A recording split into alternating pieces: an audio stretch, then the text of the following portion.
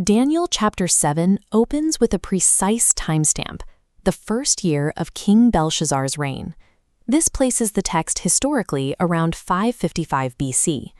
Belshazzar was a successor to Nebuchadnezzar II, ruling during the twilight years of the Babylonian Empire, just before its prophesied collapse. The vision begins with a foundational metaphor. Daniel sees the four winds of heaven violently stirring up a great sea.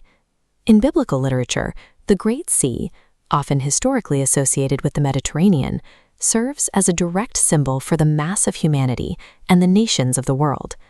The four winds driving these waves represent forces of immense social upheaval and divine direction, churning the political landscape into chaos. By starting in this storm, the text establishes its thesis. Human empires do not emerge from times of peace.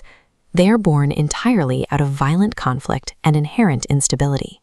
Out of this storm-tossed water, four terrifying beasts emerge, each entirely distinct from the last.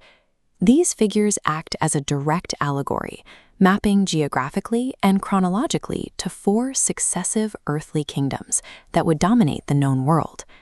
In Daniel chapter 2, successive empires were represented by a static metallic statue. Chapter 7 replaces that inert metal with living, feral predators, emphasizing the inherently destructive nature of these political powers. The anatomical anomalies of each creature are deliberate. They strictly encode historical facts regarding how these empires conquered and structured their governments. Daniel records the sum of these matters to dismantle a specific false hope among the exiled Jews. The post-exile future would not be peaceful.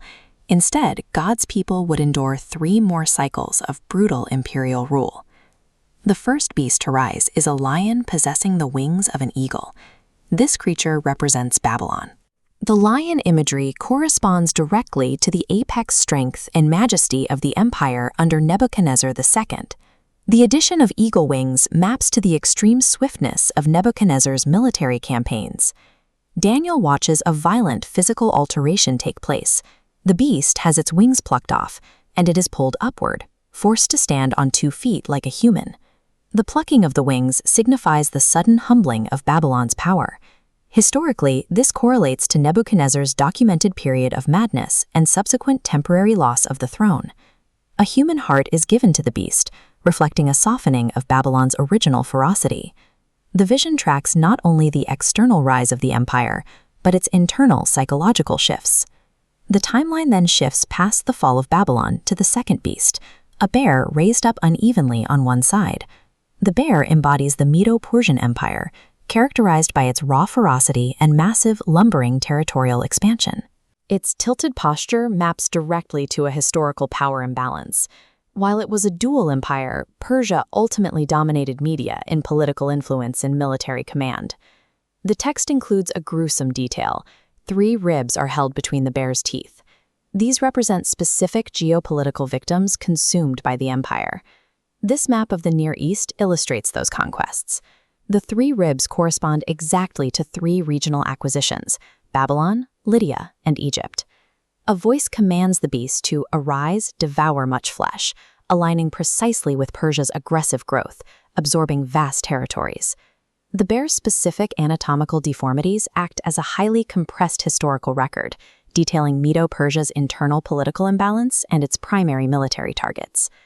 The third beast takes the form of a leopard, distinguished by 4 bird wings on its back and 4 distinct heads. This creature maps to the Greek Empire. The natural speed of a leopard, multiplied by its 4 wings, mirrors the massive, sweeping military campaigns of the Greek forces. Those campaigns were led by Alexander the Great. Beginning in exactly 334 BC, Alexander subjugated vast swaths of territory in a remarkably short window of time. The text specifies that dominion was given to it.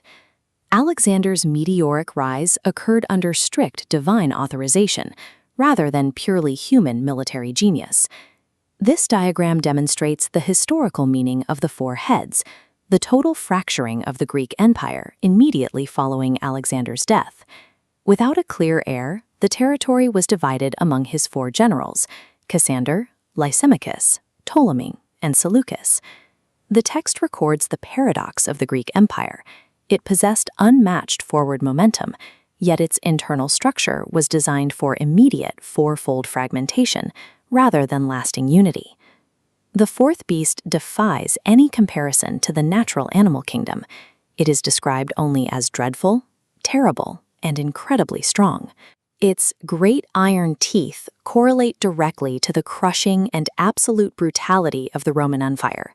This metallic detail aligns with the iron legs of the statue from the Daniel 2 prophecy, a material signifying what ancient writers considered universal rule. The creature possesses 10 horns on its head. In prophetic literature, horns denote power, and these represent the eventual fragmentation of Roman influence into multiple kings or territorial divisions. As Daniel watches, a new little horn emerges among the 10, aggressively uprooting 3 of the existing powers to make room for itself.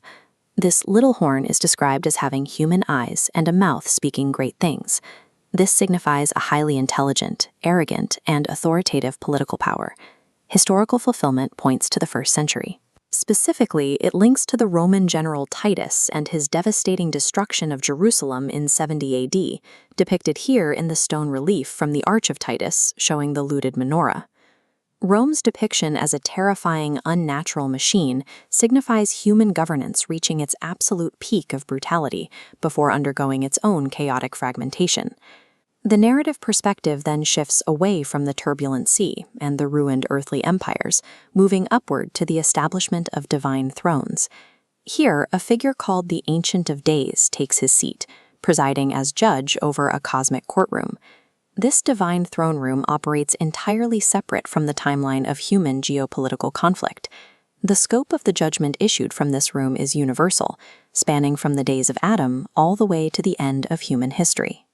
Theologically, the text anticipates the first resurrection of the dead, positioning the Ancient of Days as the final authority over both the living and the deceased. Daniel 7 deliberately contrasts the temporary, violent, and unstable nature of human empires with the permanent, unshakable authority of divine justice. The vision culminates with the arrival of a final figure, the Son of Man, who is brought before the Ancient of Days. His arrival in the clouds serves as a specific apocalyptic marker, denoting absolute divine authority. Within this interpretive framework, the cloud imagery also connects directly to the historical judgment executed upon Jerusalem by the Roman forces. A final transfer of power occurs. Eternal dominion, glory, and a kingdom are permanently stripped from the beasts and given to the Son of Man.